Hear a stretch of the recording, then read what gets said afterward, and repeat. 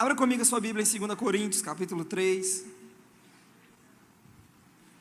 O pastor Marcelo falou algo no domingo pela manhã sobre as verdades simples que nos trouxeram até onde nós estamos.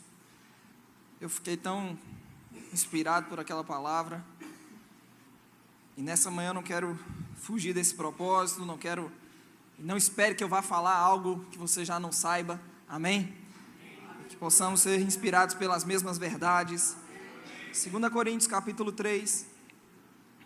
Eu particularmente gosto muito desse capítulo. Talvez depois de 1 Coríntios capítulo 15 é o capítulo que mais me impressiona na Bíblia. Eu quero compartilhar algo com você a partir desse texto. Capítulo 3 de 2 Coríntios, o verso 2. Quantos acharam? Paulo diz: vós sois a nossa carta, escrita em nosso coração, conhecida e lida por todos os homens, estando já manifestos como cartas de Cristo, produzida pelo nosso ministério, escrita não com tinta, mas pelo Espírito do Deus vivente, não em tábuas de pedra, mas em tábuas de carne, isto é, nos corações.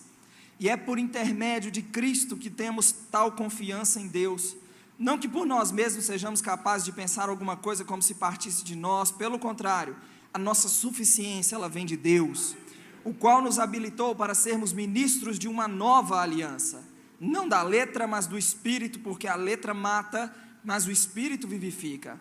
Se o ministério da morte, ele diz, e se o ministério da morte, gravado com letras em pedra, se revestiu de glória, a ponto de os filhos de Israel não poderem fitar a face de Moisés por causa da glória do seu rosto, ainda que desvanecente, como não será de maior glória o ministério do Espírito? Não acredito, não. Nem um amém. Nada depois de ler um texto como esse. Talvez até o final você consiga ficar entusiasmado. Porque se o ministério da condenação foi glória, em muito maior proporção será glorioso o ministério da justiça. Porquanto, na verdade, o que outrora foi glória, ou foi glorificado, neste respeito já não resplandece diante da atual sobreexcelente glória. Porque se o que desvanecia teve a sua glória, muito mais glória tem o que é permanente. Paulo diz, e começa escrevendo aos Coríntios e diz: nós não temos necessidade de carta de recomendação para vocês, ou de vocês para nós, porque vocês são a nossa carta, vocês são o resultado do nosso trabalho. E ele começa a contrastar antiga e nova aliança. Ele diz que esse ministério, a Cátia está assim como bebe água.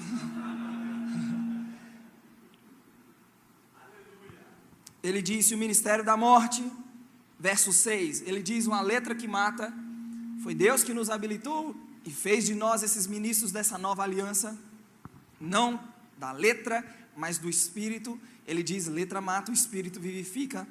E ele fala, se referindo à lei, ministério da morte, verso 9, ele diz ministério da condenação. O que Paulo está descrevendo aqui é quando Moisés desce do monte, com as tábuas da lei, o rosto dele brilhava, a ponto de os filhos de Israel não poderem olhar para a face dele, por causa da glória do seu rosto, ainda que fosse uma glória que tinha prazo de validade, deixava de brilhar, desvanecia, perdia o brilho. Paulo diz: ministério da morte, letra que mata, ministério de condenação. Quando você vai estudar sobre a lei, eu mesmo já falei exaustivamente sobre isso aqui, ela não tinha só 10 mandamentos, ela tinha 613 ordenanças, que tocava todos os aspectos da vida do povo de Israel.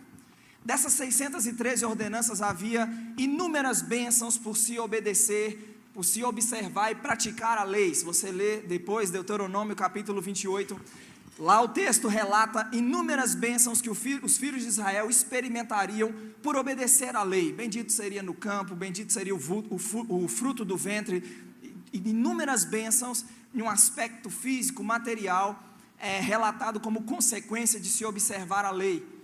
O que é curioso é que nenhuma das bênçãos mencionadas em Deuteronômio capítulo 28 diz respeito a perdão dos pecados, a ser feito nova criatura, a ser justificado dos pecados. Nenhuma das bênçãos ali mencionadas diz respeito à mudança na condição do homem diante de Deus. Eram bênçãos terrenas que relacionado ao aspecto material do povo. Por isso que quando Paulo fala da lei, ele usa expressões como letra que mata, ministério de morte, ministério de condenação, para se referir a ela. Em Gálatas capítulo 3, Paulo diz que se pudesse, Gálatas 3, 21, se eu não me engano, ele diz que se pudesse ser dada uma lei que pudesse dar vida, a justiça seria decorrente da lei e não da fé. Ou seja, se a lei tivesse o poder de justificar o homem, não precisaria da justiça, porque a sua obediência à lei o tornaria justo diante de Deus. Só que o que Paulo está mostrando é o contrário disso, a lei não tinha o poder de dar vida. Amém? É por isso que precisávamos da justiça, porque não era a obediência do homem à lei que o tornava justo diante de Deus. E vale mencionar que quando ele diz no verso 6, letra que mata, ele não está falando que muito estudar mata. Amém, gente? Você tem que ser do fogo, você tem que ser do poder, você tem que ser do Pentecoste, porque a letra mata. Não é disso que ele está falando. Está se referindo à lei de Moisés, que não tinha o poder de dar vida. É por isso que ele a chama de letra que mata. E ele diz que o Espírito fez o que a lei não podia fazer. O Espírito vivificou. A letra mata, o Espírito vivifica. O próprio Paulo fala em Romanos 3, 19 e 20, que a lei foi dada para mostrar ao povo que eles eram pecadores. Ninguém vai ser justificado diante dele por obras da lei, em razão de que pela lei vem o pleno conhecimento do pecado. Romanos 5, 20, Paulo diz que sobreveio a lei para que avultasse a ofensa, ou seja, deixasse a ofensa realçada. Em Romanos 8, 3, Paulo diz que a lei estava enferma pela carne. Então a carne, a condição pecaminosa do homem deixou a lei enferma. Obviamente isso não faz da lei algo má, ruim, amém? Romanos 7, 14, se eu não me engano, diz que a lei é santa, é justa e é boa. Então, por isso que essas expressões são usadas para se referir à lei, letra que mata, ministério da morte, ministério da condenação. Agora, o mais impressionante é que, mesmo a lei não tendo o poder de dar vida ao homem, ela tinha uma glória. E glória essa, tamanha, a ponto de os filhos de Israel não poderem olhar para a face de Moisés, por causa da glória do seu rosto, ainda que desvanecente. Aí, nesse contexto, Paulo diz, se lá atrás, ministério da morte, letra que mata, ministério de condenação, tinha glória, em maior proporção é glorioso o ministério da justiça. Maior glória é o ministério do Espírito. Porque, irmãos, a justiça fez por nós o que a lei não pôde fazer. Romanos 3, 21, agora sem lei se manifestou a justiça de Deus, Paulo diz. Testemunhada pela lei, pelos profetas, justiça de Deus, mediante a fé em Cristo, para todos e sobre todos os que creem. Todos nós estávamos na mesma condição, todos pecaram e destituídos estávamos da glória de Deus. Mas graças a Deus o ponto final da nossa existência não acabou em Romanos 3, 23. Romanos 3, 24, Paulo diz que fomos justificados gratuitamente por sua graça. A justiça fez por nós o que a lei não pôde fazer, nos tornou justos diante de Deus. Romanos 4, 25, Paulo diz, ele foi entregue pelas nossas transgressões, ressuscitou para a nossa justificação. 5:1 de Romanos, justificados, pois então pela fé, nós temos paz com Deus. Irmão, você está em paz com Deus. Nós podemos nos aproximar com ousadia e intrepidez, estamos em paz com Deus. Vai colocando aí, vai somando. Justiça, perdão e a graça de Deus revelado por meio de Jesus Cristo nos torna justos diante dele. A Bíblia diz que fomos reconciliados, lembra lá de 2 Coríntios? Quem está em Cristo, 5,17, é uma nova criatura, as coisas velhas passaram, tudo se fez novo. 18, nós estamos, tudo provém de Deus que nos reconciliou com Ele mesmo por meio de Cristo. De inimigos estranhos às alianças das promessas, não tínhamos esperança, não tínhamos Deus, agora nós estamos, e Deus nos chama de nova criação, reconciliados, embaixadores. Por que tudo isso? O resultado de tudo isso, ou tudo isso só se tornou possível por causa da justiça. 5:21, aquele que não conheceu o pecado, Ele o fez pecado por nós, para que nele nós fôssemos feitos a justiça de Deus. Como o próprio Paulo acabou de dizer no capítulo 3, verso 6, a letra mata, mas o Espírito nos vivificou. fomos vivificados. O que a justiça fez por nós? Perdoou os nossos pecados, fez de nós novas criaturas, nos reconciliou com Deus, nos vivificou. De inimigo você agora é chamado de embaixador. Dentro de tudo isso, a justiça também declarou o fim do controle do pecado sobre as nossas vidas. Se você vai para Romanos 7, Romanos capítulo 7,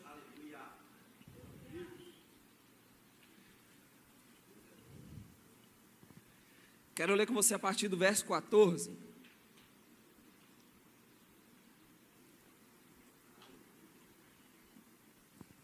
Romanos capítulo 7, verso 14. Quem achou? Amém. Paulo diz: porque bem sabemos que a lei, ela é espiritual. Eu, todavia, sou carnal, vendido à escravidão do pecado. Porque nem mesmo compreendo o meu próprio modo de agir, pois não faço o que prefiro, e sim o que detesto. Ora, se faço o que não quero, consinto com a lei que é boa. Neste caso, quem faz isso já não sou eu, mas o pecado que habita em mim, porque eu sei que em mim, isto é, na minha carne, não habita bem nenhum. Pois o querer o bem está em mim, não porém o efetuá-lo. Porque não faço o que prefiro, mas o mal que eu não quero, esse faço. Mas se eu faço o que não quero, já não sou eu quem o faz, e sim o pecado que habita em mim. Então, ao querer fazer o bem, encontro a lei de que o mal reside em mim. Porque no tocante ao homem interior eu tenho prazer na lei de Deus, mas vejo nos meus membros outra lei, que guerreando contra a lei da minha mente me faz prisioneiro da lei do pecado que está nos meus membros. Desventurado homem que sou, quem me livrará do corpo desta morte? Diga, corpo desta morte. Obviamente o corpo desta morte é todo esse dilema que nós acabamos de ler desde o verso 14, quero fazer o bem, mas não consigo, eu olho, vejo que nos meus membros o pecado habita. Ele diz: desventurado homem que sou, quem me livrará do corpo desta morte? Quando Paulo usa essa expressão, essa era uma forma de punição aplicada pelo Império Romano. O Império Romano pegava os assassinos e, como punição sobre esses assassinos, eles pegavam cadáveres e amarravam e prendiam os corpos desses assassinos. E ao pegar defunto e amarrar o corpo desses assassinos, eles estavam sentenciando aquele próprio criminoso, aquele próprio assassino à morte. Por quê? Porque o corpo do defunto, ele ia decompondo, e à medida que ia decompondo, os germes e aquela coisa toda, pegava no próprio homicida, e isso era a sentença de morte sobre o próprio criminoso. Ele usa: quem me livrará do corpo dessa morte, para descrever essa condição em que nós nos encontrávamos espiritualmente, sentenciados à morte, preso a nós mesmos, o pecado como um defunto, nos levando à própria morte de forma lenta, vagarosa. Era a nossa própria sentença. Aí ele diz: graças, 25, graças a Deus, por Cristo Jesus o nosso Senhor. De maneira que eu de mim mesmo com a mente sou escravo da lei de Deus, mas segundo a carne da lei do pecado. Não é porque o capítulo vai mudar que o assunto vai mudar. Porque agora pois, não há mais condenação para quem está em Cristo Jesus. Por que não há mais condenação? Porque nós não estamos mais condenados e sentenciados à morte. Porque, verso 2, porque a lei do Espírito e da vida em Cristo Jesus te livrou da lei do pecado e da morte.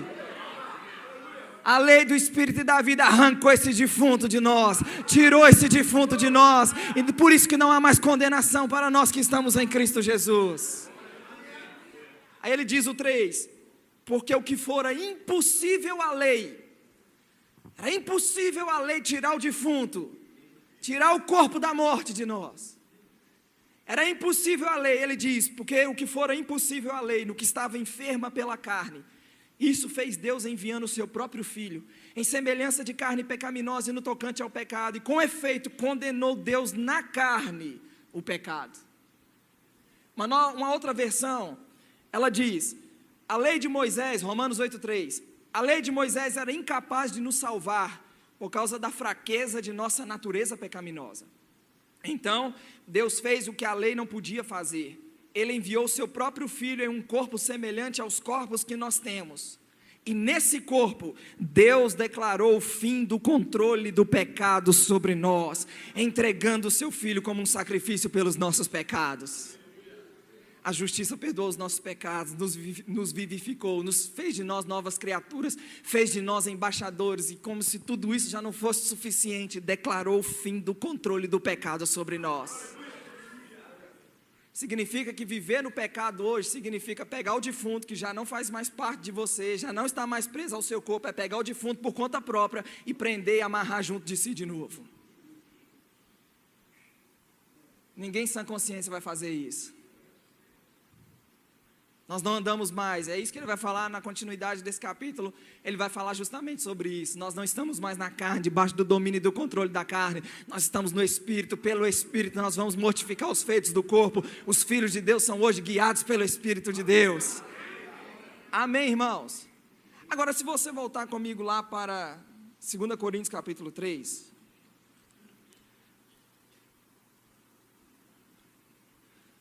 2 Coríntios capítulo 3. Então Paulo diz: se o ministério da morte, gravado com letras em pedras, tinha uma glória a ponto de os filhos de Israel não poderem olhar para a face de Moisés por causa da glória do seu rosto, ainda que desvanecente, ele diz: como não será de maior glória o ministério do Espírito? Só que ainda tem gente que fica tentado a acreditar que o que aconteceu em Moisés foi mais glorioso, ou era mais glorioso do que o que acontece hoje. É aqui que eu entro no cerne daquilo que eu quero compartilhar com você nessa manhã. Porque nós muitas vezes nós temos uma inclinação a valorizar mais aquilo que tem um formato exterior. Legal é o rosto brilhar. Tem uma diferença. Na antiga aliança era espetacular. O rosto brilhou de Moisés literalmente. O povo olhava e ficava uau, impressionado. Só que a questão é que na nova aliança a glória ela não é exterior, ela é interior. Paulo diz aos coríntios: vocês são a nossa carta produzida pelo nosso ministério, estando manifestos como carta de Cristo produzida pelo nosso ministério, escrita não em tábuas de pedra, mas pelo Espírito do Deus vivente. Ele está falando de algo que Deus está fazendo lá de dentro. E nós muitas vezes, por não entendermos isso e temos uma inclinação de valorizar muito mais aquilo que tem um formato exterior, perdemos aquilo que Deus está fazendo lá de dentro. Para muitos, culto bom é quando pega fogo, sinais, curas, intervenção, maravilha do lado de fora, coisa acontecendo. O que acontece do lado de dentro não é tão legal, por quê? Porque não aparece, não impressiona, não é tão espetacular.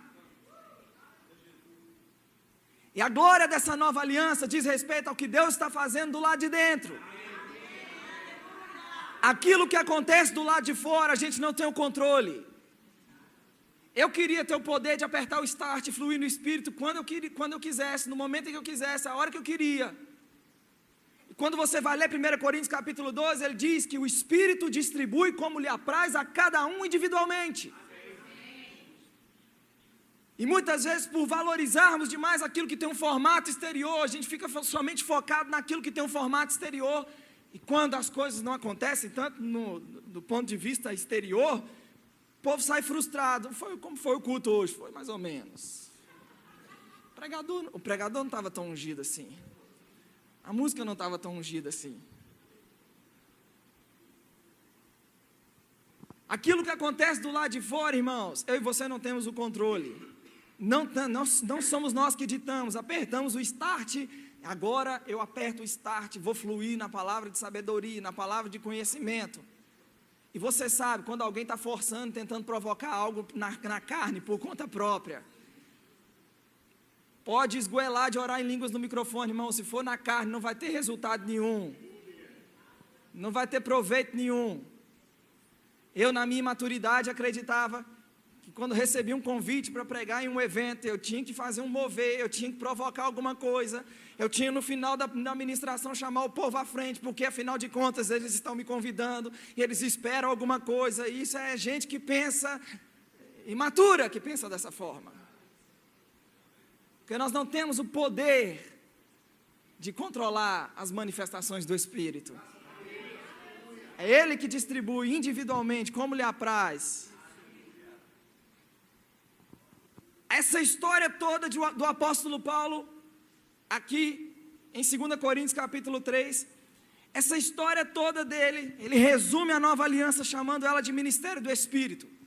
E essa história toda de maior glória do ministério do Espírito, maior glória do que era em Moisés, essa história toda vai dar em um único lugar. Se você ler o verso 18, ele diz, 17, 18, ora, o Senhor é o Espírito, e onde está o Espírito do Senhor, ali há liberdade. Já falamos sobre isso, já falei muito sobre isso. Onde está o Espírito do Senhor? Em nós, amém? Ali há liberdade. Liberdade para quê? Ele explica no 18. Porque, ao contrário de Moisés que punha um véu para que os filhos de Israel não prestassem atenção na glória que desvanecia, que perdia o brilho, a gente não precisa colocar véu nenhum sobre a carne, porque a glória na nossa vida ela é permanente, ela não tem prazo de validade, ela não deixa de brilhar. Então ele diz, onde está o Espírito do Senhor em nós? Aí a liberdade. Liberdade para quê? Para que nós, com o rosto descoberto, contemplando como por espelho a glória do Senhor, somos transformados de glória em glória na sua própria imagem. Quantas Bíblias dizem refletindo? Levante sua mão se diz refletir a sua Bíblia, refletindo. Como por espelho refletindo a glória do Senhor. As duas coisas são verdade. A palavra grega se aplica às duas coisas, tanto contemplar quanto refletir. Exemplo dessa luz, eu estou contemplando ela, daí você enxerga o brilho dela em mim. Você contempla e à medida que você contempla, você é transformado à imagem daquilo que você contempla. E não só contempla, é transformado à imagem daquilo que você contempla. Aquilo que você contempla é refletido através de você. É isso que Paulo está dizendo. Nós somos um lugar de habitação do Espírito Santo. Para quê? Para que possamos não só contemplar e ser transformados, mas também refletir a glória do Senhor. E como eu disse, toda essa história do apóstolo Paulo, de maior glória do Espírito, a nova aliança, sobre excelente glória, toda essa história dá em um único lugar, ser conformado à imagem de Jesus. Não tem outro propósito de Deus com o Evangelho, senão nos conformar à imagem do seu Filho. Ele não resume a nova aliança, dizendo que a nova aliança, o ministério do Espírito é orar em línguas, é fluir no poder, é rodar, é sapatear. Ele não resume a nova aliança falando que é isso.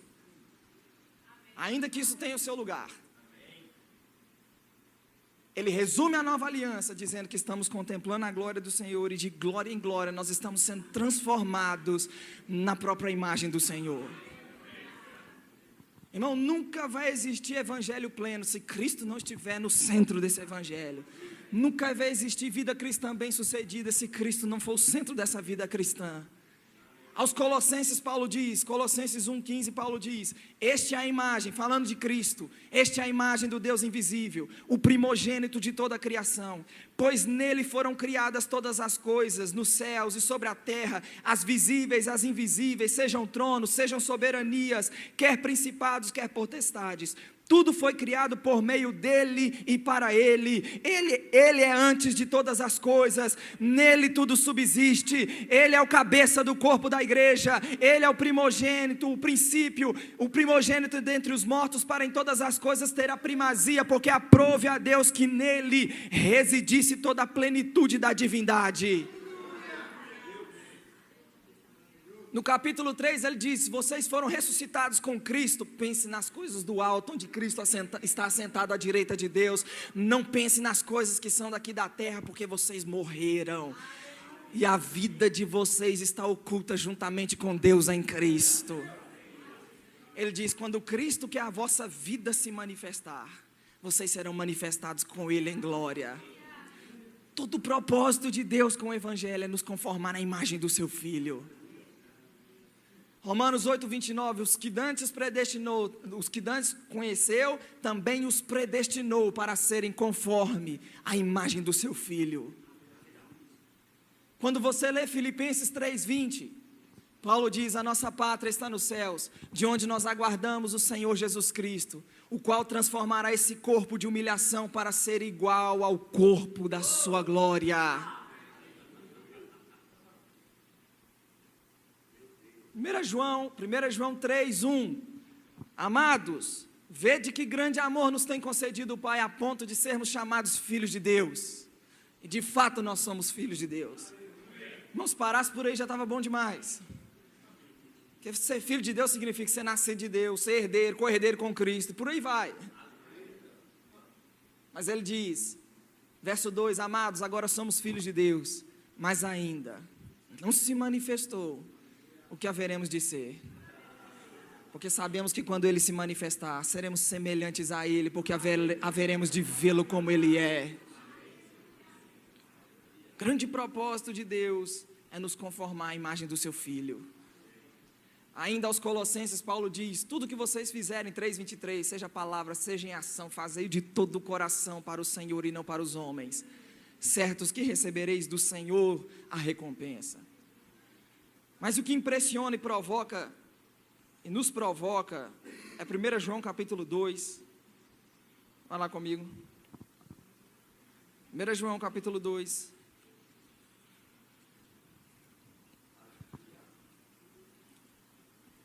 verso 3, 1 João capítulo 2, verso 3,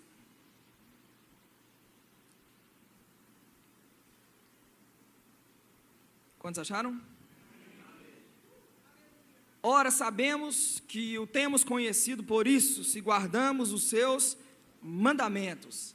Aquele que diz, eu o conheço, e não guarda os seus mandamentos, é mentiroso, e nele não está a verdade. Aquele, entretanto, que guarda a sua palavra, nele verdadeiramente tem sido aperfeiçoado o amor de Deus. Nisto sabemos que estamos nele. Percebe que não é só dizer que está nele, que permanece nele. Ele diz, nisto sabemos.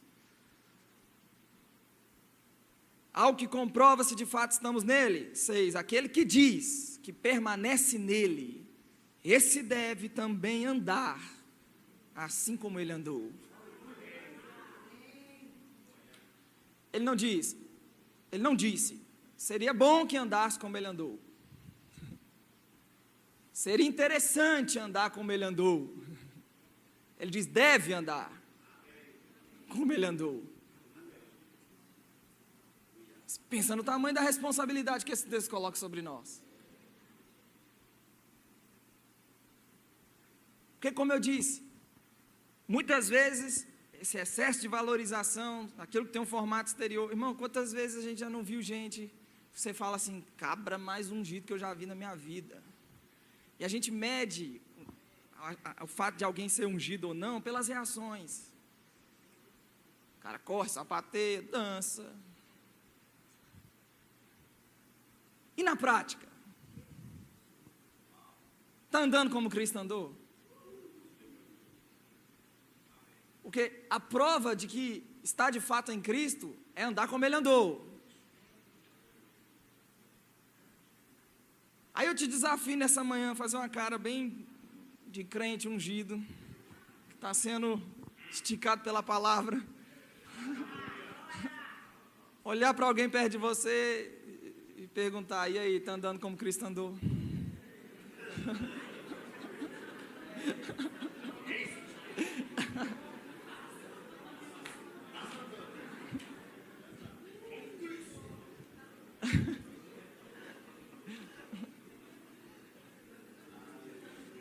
Irmãos, pensa, coloca sua cabeça para funcionar agora.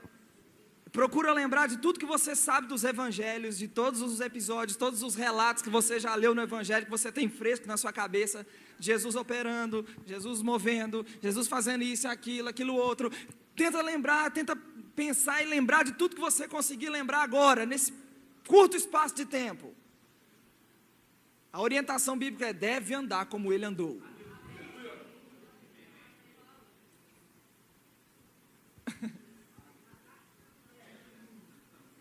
Curar enfermos como ele curou? Amém? Ressuscitar mortos como ele ressuscitou? No culto de 8 eu falei, o coordenador doutrinário está falando besteira. Porque na grande comissão não tem ressuscitar mortos. Porque nunca leu Mateus capítulo 10. E o que é curioso é que em Mateus capítulo 10, Jesus vai enviar os discípulos e eles nem tinham sido batizados com o Espírito Santo ainda. E antes do revestimento de poder, antes do batismo do Espírito Santo, eles são enviados. Para quê? Mateus 10, 5 diz, à medida que vocês forem, não tomem rumo aos gentios, não entrem em cidades samaritanos, procurem de preferência as ovelhas perdidas de Israel, à medida que seguides, pregai que está próximo o Rei dos Céus, cure os enfermos, purifique os leprosos, ressuscite os mortos, expulse os demônios, de graça vocês receberam, de graça vocês devem dar. Vai estudar sobre Cristo e perceber que a minha e a sua vida, quanto mais estudarmos sobre Cristo, mais precisamos deixar que a nossa vida se conforme a Ele, à imagem dEle, a sermos como Ele. Na agenda futura de Deus, no plano divino de Deus, no propósito futuro de Deus, não pensa numa data que está guardada em sigilo. Quando Ele se manifestar, igual o segredo de Estado guardado, é a data da manifestação dEle. Mas quando Ele se manifestar, já temos uma promessa de que o corpo vai ser transformado para ser igual ao corpo da sua glória, que seremos semelhantes a Ele. Agora, até que isso aconteça, nós precisamos e devemos andar como Ele andou. 1 João 4,17, João diz, assim como Ele é, nós somos nesse mundo. Em João 14,12, Jesus diz, vocês vão fazer as mesmas obras, e obras ainda maiores vocês vão fazer, porque eu vou para junto do Pai. Tem gente que pensa, uau, fazer as mesmas obras e coisas ainda maiores, e fica deslumbrado com isso. Não, irmão, não é para ficar deslumbrado não, é uma tarefa, uma responsabilidade.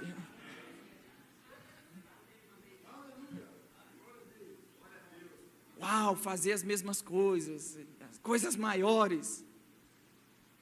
Tinha que ser comum, tinha que ser corriqueiro na nossa vida, tinha que fazer parte do nosso dia a dia, como fazia parte do dia a dia de Cristo.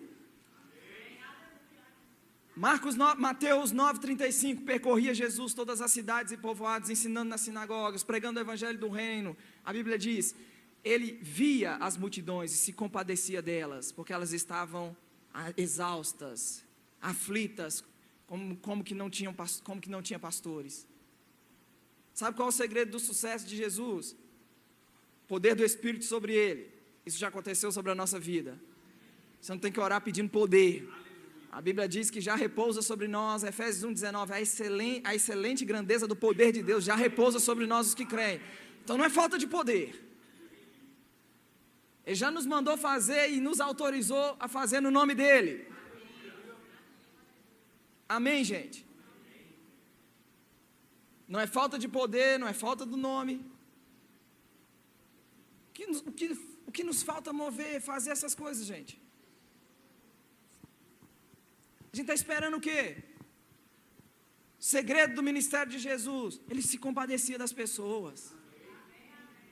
Hoje em dia a gente percebe que tem gente que está mais interessada em colocar no Facebook, no Instagram o que anda fazendo, do que realmente ajudar alguém. Há uma necessidade enorme de ficar colocando e mostrando o que está fazendo. Irmão, você está fazendo para o Senhor? Cuidado para não cair no mesmo erro dos fariseus, que fazia para ser visto dos homens. Jesus diz, já recebeu a recompensa, porque você está buscando elogio e louvor dos homens, já recebeu a recompensa. Irmãos, quando nos permitimos entrar nesse lugar de compaixão pelas pessoas, você entrar num ambiente CTI, lá não pode entrar celular não. Se entrar num ambiente, você se compadecer, irmão, você vê uma situação. A minha cunhada estava, quando teve agora a Isabela, ela teve complicações e precisou ficar no CTI. Você entra naquele ambiente, alguém já entrou no ambiente de CTI aqui? Irmão, que coisa! Você entra naquele ambiente, tinha uma situação de uma mulher lá, nova, 29 anos, passou mal dentro de casa, demoraram a socorrer, estava lá sem reação nenhuma, e o marido ficava cantando louvores para ela. Irmão, você olha para aquilo te compadece. Vamos nos permitir, irmãos, sermos movidos por compaixão, para ajudar a gente que realmente precisa de ajuda. A mensagem que Jesus pregava, irmãos, era a mensagem de salvação, não de condenação. Deus não chamou a gente para ir para a internet, ficar brigando com o pecador. Irmão, em nenhum momento do evangelho eu vi Jesus encostando alguém na parede dizendo, aceita ou morre. Não tem isso no evangelho não. Alguns relatos que eu lembro assim de cabeça. Número 1, Zaqueu, Lucas 19, quem se lembra do Zaqueu? Zaqueu era o quê? Publicano, não é verdade? Cobrador de impostos. Pensa numa raça que era odiada, era o tal dos publicanos. Porque eles estavam do lado dos romanos, e em muitos casos eram os próprios judeus que debandavam para o lado dos romanos, e eram considerados traidores. Então eles estavam do lado dos romanos, e eles eram os responsáveis por coletar impostos. O negócio é que eles extorquiam as pessoas, eles cobravam mais do que era devido. Aí Zaqueu pensa no Jesus, a fama correndo por todo lado, todo mundo falando de Jesus. Zaqueu, de baixa estatura, vai subir numa árvore para poder ver o Senhor. Aí, para surpresa do próprio Zaqueu, Jesus diz, Zaqueu, eu vou comer na sua casa hoje. Aí a cabeça dos fariseus e dos religiosos. Sabe qual era a fama de Jesus? Amigo de publicanos e pecadores. Irmão, eu quero ter essa fama, amigo de publicano e pecador. Porque se for para ganhá-los, eu quero ter essa fama. Tem gente que se converte, nunca mais vai no churrasco de família. Nunca mais vai no almoço de família. Não, agora eu converti, não consigo mais ficar no meio daqueles irmãos. Você nunca vai ganhar eles desse jeito. Pelo contrário, eles vão tomar antipatia de você e do evangelho. Irmão, vai. Se ainda fica inclinado a beber a cerveja, não vai. Dá um tempo, resolve isso aí com você.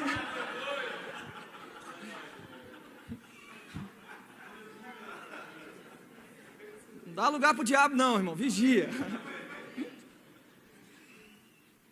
Mas a fama de Jesus era essa, amigo de publicanos e pecadores. Aí ele vai para a casa do Zaqueu. Aí a atitude graciosa e bondosa de Jesus para com o pecador faz o quê?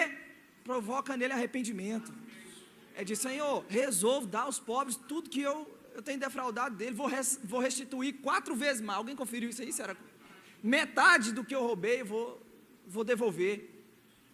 Irmão, a Bíblia não diz que Jesus pregou, não fez sermão, não fez nada, só diz que eu vou comer na sua casa hoje.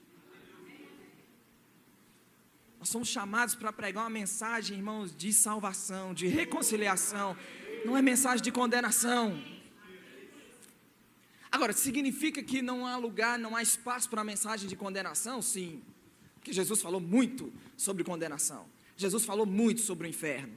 Agora, você não pode esquecer qual foi o contexto onde Jesus falou de condenação e de inferno. Todas as vezes que você vai ver Jesus falando de condenação e de inferno, é em um contexto onde aquilo que é oferecido por Deus não é abraçado. No mesmo capítulo 10 de Mateus, quando ele envia os discípulos, ele diz, quando vocês entrarem numa cidade, numa casa, se eles receberem vocês e receberem as suas palavras, vai vir sobre eles a paz. Agora, se não receber vocês e não receber as palavras, sacode a poeira do pé e vai para outra cidade. Jesus diz, em verdade vos digo, menos rigor haverá para Sodoma e Gomorra no dia do juízo do que para com aquela cidade. Qual foi o contexto que Jesus falou de condenação? Quando aquilo que por Deus é oferecido não é abraçado, juízo é inevitável, condenação é inevitável. Em Mateus 11:20, Jesus diz, o texto diz, Mateus 11:20, passou Jesus então a denunciar as cidades nas quais operara numerosos milagres pelo fato de não terem se arrependido. A denúncia de Jesus é por quê? Porque numerosos milagres foi operado e não houve arrependimento. Aí nesse contexto Jesus vai falar de condenação. Ai de ti Corazim, ai de ti Betsaida, se em Tiro e em Sidom se tivesse operado os milagres que em vós se fizeram, muito ela teria permanecido até o dia de hoje. E ele diz a mesma coisa, no dia do juízo, menos rigor haverá para Tiro e Sidom do que para vós outras. Então, a mensagem da condenação, ela aparece em um contexto muito específico. A Bíblia diz, João 3,36, quem crê no Filho tem a vida eterna. Agora, quem não crê no Filho, sobre ele permanece a ira de Deus. João 3,16, cantamos sobre isso, amém? Você sabe o que diz o 17? Deus enviou seu Filho ao mundo, não para que julgasse o mundo, mas para que o mundo fosse salvo por meio dele. 18, quem nele crê não é julgado, porém o que não crê já está julgado, porquanto não crê no unigênito de Deus. 20, e o julgamento é esse, que a luz veio ao mundo, Porém os homens amaram as trevas mais do que a luz, porque as suas obras eram más. Agora, a minha e a sua responsabilidade é, irmãos, anunciar a mensagem da reconciliação. E não coloque sobre os seus ombros uma responsabilidade que Deus diz que é do Espírito Santo, de convencer o homem do pecado. Só anuncie a mensagem, seja gracioso para com os pecadores. Amém. Eu me lembro quando logo me converti, comecei a ir para a igreja, tinha um irmão lá, da música, do louvor. Aí eu vinha de um contexto de tocar na noite, e aí eu tocava as músicas que eu sabia tocar. Eu tocava as músicas, e o irmão, ao invés de me condenar, música de pecador, música profana, ele não fazia isso não, ele ouvia. Que legal, Márcia, essa nota. Aí depois ele me mostrava as músicas que ele tocava, que eles tocavam na igreja. Pensa se a atitude tivesse sido diferente, gente. Seja gracioso. Amém. Andar como Cristo andou.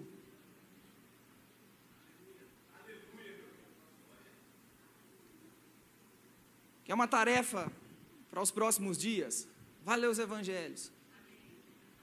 Vai estudar sobre Cristo. Vamos estudar sobre Cristo e permitir que a nossa vida seja moldada. Seja moldada. Possamos experimentar na nossa vida prática e diária esse andar como Ele andou. Em todos os aspectos. Perdoar, dar a outra face, andar segunda milha. Orar pelos que perseguem, amar os inimigos, orar por eles. Irmão, você sabia que um dos motivos que torna inoperante a fé é a falta de perdão? Talvez tem gente que está crendo em Deus para alguma coisa há muito tempo, mas guarda mágoa, rancor, sua fé não vai funcionar. Onde está isso na palavra? Gálatas, Paulo diz, a fé atua pelo amor. Aos Coríntios, Paulo diz, não pode ter fé tamanho a ponto de transportar monte, se não tiver amor. Em Marcos 11, né, o texto da confissão, 23, diga ao monte, erga-te, lança-te no mar, não duvidar no coração, mas crê que se fará o que diz, tudo o que disser será feito. 24, tudo que vocês pedirem em oração, crede que recebeste, será assim com vocês. 25, ninguém sabe o que está escrito no 25.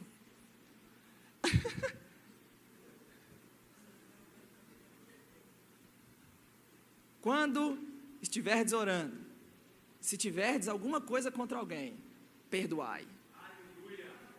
Para que o vosso Pai Celestial também vos perdoe as vossas ofensas. Está confessando, esgoelando, dizendo ao monte, monte, eu não aguento mais você, erga-te, lança-te no mar. Irmão, não tem perdão, vai tornar a fé inoperante. Não tem nada a ver com a mensagem.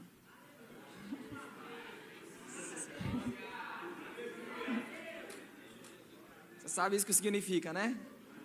Significa que alguém está sendo alcançado, graças a Deus. Má vontade, animosidade no coração contra alguém. Ah, porque você não sabe o mal que me fez. Quanto tempo tem isso? 20 anos. 20 anos arrastando mágoa e rancor. Trazendo para si tudo quanto é espécie de coisa ruim. Tanto de doença que às vezes as pessoas são acometidas, resultado de mágoa, rancor, falta de perdão. Não sou especialista na área para falar, talvez a doutora Fernanda falaria melhor do que eu. Mas muita coisa é resultado de sentimentos como esse que a pessoa não fica livre disso. Além de tornar a fé inoperante. Mas a Bíblia diz que depender de vós tem paz com todo mundo. Depender de você, tenha paz com todo mundo.